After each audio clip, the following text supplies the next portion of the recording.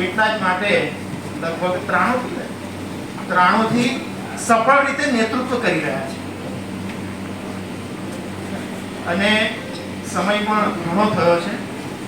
અમારા એક શિક્ષક હતા, અમને ભણાવતા હતા. એ એક પુસ્તક લખતા હતા, દુશ્મનો પેદા કરવાની કળા. એટલે અમને બધાને લાગ્યું કે આ પુસ્તકમાં એવું તે શું લખ્યું હશે. એટલે એક વખત સાહેબ ની પાર ગયા હતા.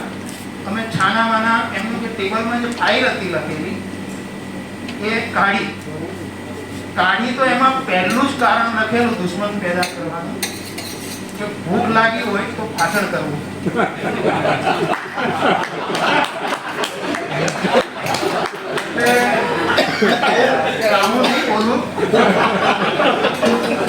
અને બીજું કે તમારા બધાની હું માફી માંગુ છું કે વાસ્તવમાં 10 વાગે મારે અહીંયા આવી જવું જોઈએ, પણ ખૂબ દૂરથી આવવાનું છે. લગભગ 1.5-2 કલાક આવવાનું મોડું થયું છે, ક્ષમા કરજો. ભારત સરકાર, માનનીય રાષ્ટ્રપતિજી અને તેમના નેતૃત્વમાં ભારત સમગ્ર વિશ્વમાં એક તેજસ્વી સૂર્યની જેમ આલોકિત થઈ રહ્યું છે. એવા આદરણીય પ્રધાનમંત્રી નરેન્દ્રભાઈ, આ બંનેનો પણ હું અંતઃકરણપૂર્વક આભાર માનું છું કે આવા મહત્વના આયોગના ચેરમેનની જવાબદારી એક ભરોસો મૂકી મને સોંપી. હું છેલ્લા 2 મહિનામાં લગભગ મોટા ભાગે જે સરકારી કર્મચારીઓના જે વિવિધ યુનિયનો છે એ યુનિયનોના કાર્યક્રમમાં હું ગયો છું અને દરેક સંગઠન પોતાની ક્ષમતાથી જે પોતાનું જે યુનિટ છે એને મેક્સિમમ કેવી રીતે લાભ કરાવી શકાય, એમના પ્રશ્નો હોય તો એનું સમાધાન કેવી રીતે કરી શકાય એ માટે કાર્યરત છે. પણ જે આયોગ છે એ આયોગની બાકી પણ અનેક જવાબદારીઓ છે, અનેક પ્રશ્નો છે. હું હમણાં 1953માં, તમે સાલ યાદ રાખજો, 1953માં ડોક્ટર બાબા સાહેબ આંબેડકરે રાજ્યસભાની અંદર આ જે અનુસૂચિત જાતિ આયોગ છે એ આયોગ દર વર્ષે એક રિપોર્ટ તૈયાર કરતો હોય છે અને એ રિપોર્ટ માનનીય રાષ્ટ્રપતિને અર્પણ કરતા હોય છે. 1953માં જે રાષ્ટ્રપતિને આયોગે જે રિપોર્ટ આપ્યો હશે એ રિપોર્ટ ઉપર બાબા સાહેબ આંબેડકરનું લગભગ 1.5 કલાકનું પ્રવચન છે. એ પ્રવચન મેં વાંચ્યું આપ્યું. એટલે આપણા મન મસ્તિષ્કની અંદર મનોમંથન ચાલે કે એ સમયે જે પ્રશ્નો હતા, 70 વર્ષનો કાલખંડ પસાર થઈ ગયો છે. પ્રશ્નો એના એ જ લાગ્યા. બાબા સાહેબે 1.5 કલાક બોલ્યા છે.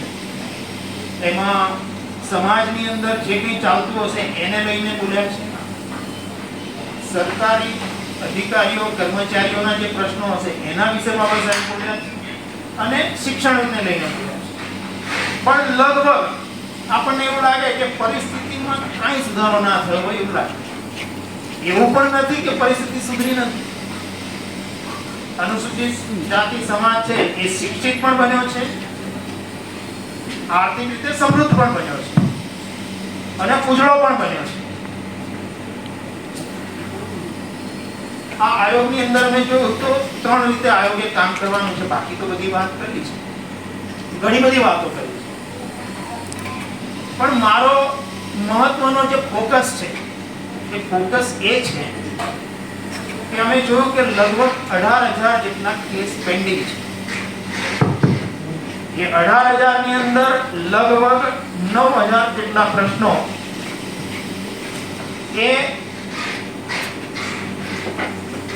જેના ઉપર અત્યાચારો થયા, આપણી બહેન દીકરીઓ પર બળાત્કાર થયા, કોઈની જમીન પચાવી પાડી,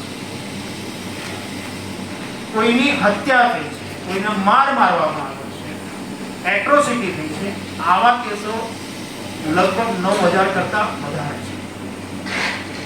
બાકી જે પ્રશ્નો છે એ આપ જેવા જે સરકારી કર્મચારીઓ છે એના પ્રશ્નો છે. ત્રીજો છે એ શિક્ષણને લગતા છે. તો અત્યારે અમારું જે ફોકસ છે સૌથી પહેલું કે આ જે 9000 કેસ છે એના ઉપર અમે ફોકસ અત્યારે કરવા માંગીએ છીએ. તમારા બધાના જે પ્રશ્નો છે એ જેન્યુન જ છે, એ ઉકેલાવા જ જોઈએ, એના ઉપર પણ અમે ફોકસ કરીશું. એટલે ટૂંકમાં આયોગની આ બધી મહત્વની જવાબદારી છે. પણ હવે તમે મને અહીંયા બોલાવ્યો છે તો મારે તમારા વિશે બે વાત તો કરવી જ પડે ને. અને ચૌધરી સાહેબ તો મને લિસ્ટ પકડાઈ દે છે, મારે શું કરવાનું? તો આ સંગઠન જે હોય છે તમારું સરકારી કર્મચારી, એની પણ જવાબદારીઓ હોય છે કે એને શું કરવાનું. કારણ કે સંગઠન તો જ સફળ થતું હોય છે જો એમાં બાબા સાહેબ આંબેડકરે એક શબ્દ વાપર્યો હતો કે સંગઠનનું અધિષ્ઠાન જે હોય છે એ અધિષ્ઠાન સત્યના આધાર ઉપર ઊભું હોય, એમાં સત્વ હોય તો જ સંગઠન પ્રભાવી બની શકે. એટલે સૌથી મોટું જે સંગઠન હોય છે ને એની જવાબદારી હોય છે આ કે જે સંગઠન તમે બનાવ્યું છે એ સંગઠન સત્યના આધાર ઉપર હોય. કેટલાક આવા શબ્દો છે. બીજું સંકલ્પ પણ હોવો જોઈએ, કેવળ સંગઠનથી નથી થતું. સંકલ્પ પણ હોવો જોઈએ કે જે કઈ પ્રશ્નો છે એ પ્રશ્નો યોગ્ય પ્લેટફોર્મ પર મુકાય. બીજું હોય છે સંવેદના પણ હોવી જોઈએ. સંવેદના નહીં હોય તો તમારું સંગઠન ગમે તેટલું હોય એને તમે યોગ્ય ન્યાય નહીં આપી શકો. બીજું છે સંગઠન બનાવ્યું છે એના માટે, તો સવાલો છે એટલા માટે, તો તમારા સવાલો પણ હોવા જોઈએ. દિનેશભાઈએ બહુ સારી વાત કરી કે અત્યાર સુધી એમના જેટલા પણ મેનેજરો આવ્યા એને એમણે બરાબર આમ જગતોડી રાખ્યા, જગાડતા રાખ્યા.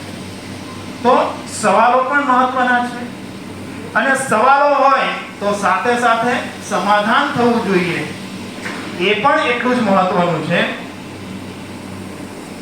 અને આ બધું હશે તો સાથે સાથે સંઘર્ષ પણ જરૂરી હોય છે સંગઠન માટે. કારણ કે સંઘર્ષ વગર ક્યારેય સમાધાન પણ ન થતું, સવાલોનો ઉકેલ પણ નથી આવતો. એટલે સંઘર્ષ પણ એટલો જ મહત્વનો હોય છે.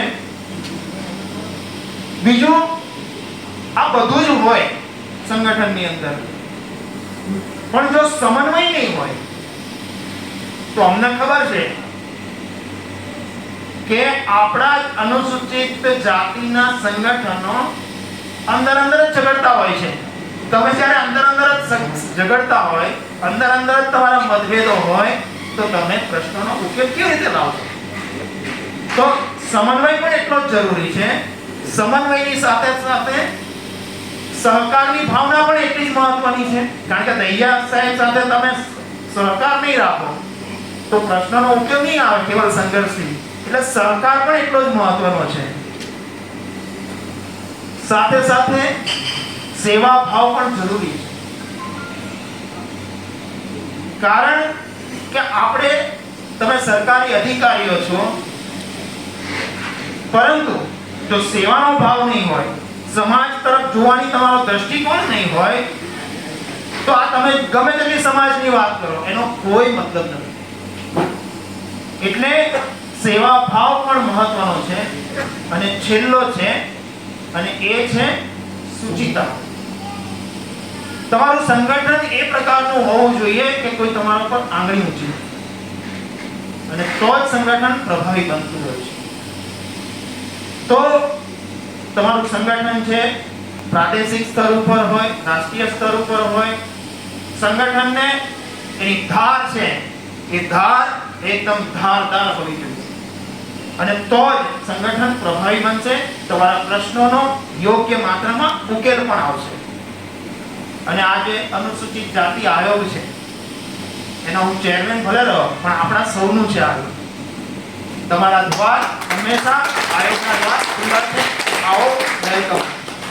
ફરી એકવાર આપ સૌનો અંતઃકરણપૂર્વક આભાર માનું છું. અસ્તુ. જય ભીમ. ભારત માતા. देखिए, जैसे अभी मलेशिया की राजधानी कुआलालंपुर में 14 अप्रैल को बाबा साहब अम्बेडकर का जयंती कार्यक्रम 130 से मनाया गया. वहाँ के प्रधानमंत्री अनवर बिन इब्राहिम साहब ने ऐलान किया कि मैं बाबा साहब अम्बेडकर की स्टैचू लगाने के लिए 5 एकड़ लैंड और विश्व की सबसे बड़ी स्टैचू कुआलालंपुर में लगाई जाएगी. अपनी पूरी कैबिनेट के साथ में वो 14 अप्रैल को वहाँ उस कार्यक्रम में उन्होंने शिरकत की. ये एक ऐतिहासिक क्षण इस तरीके से होते हैं कि जैसे भारत दुनिया का सबसे बड़ा देश जिसको अमेरिका कहते हैं और अमेरिका का सबसे बड़ा शहर न्यूयॉर्क, उसमें वहाँ की सरकार ने निर्णय लिया कि डॉक्टर अम्बेडकर के नाम पर 60-61 ब्रॉडवे जो रोड थी उसका नाम डॉक्टर बी आर अम्बेडकर के नाम पर कर दिया गया. उस समय भी हमने जो अनुसूचित जाति जनजाति समाज की समस्याएं थी उनको अंतर्राष्ट्रीय स्तर पर उठाया. कुआलालंपुर में भी हमने प्रस्ताव पास कराए और आज भी हम लोग उन्हें जो हमारे समाज की समस्याएं हैं SC ST समाज की उनके विषय में आयोग के चेयरमैन को अवगत कराएंगे. और हमारी ये उम्मीद होगी, कोशिश होगी कि माननीय किशोर मकवाना जी, क्योंकि इस समय राष्ट्रीय अनुसूचित जाति आयोग के अध्यक्ष हैं, वो ऐसे समाज के प्रथम नागरिक हैं, बहुत ही पढ़े लिखे और बहुत ही मैं कहूँगा योग्य व्यक्ति हैं. तो उनके माध्यम से हम अपने समाज की जो समस्या है, परेशानी है, उनको भारत के प्रधानमंत्री जी नरेंद्र मोदी तक पहुँचाने का प्रयास करेंगे. Okay, thank you sir.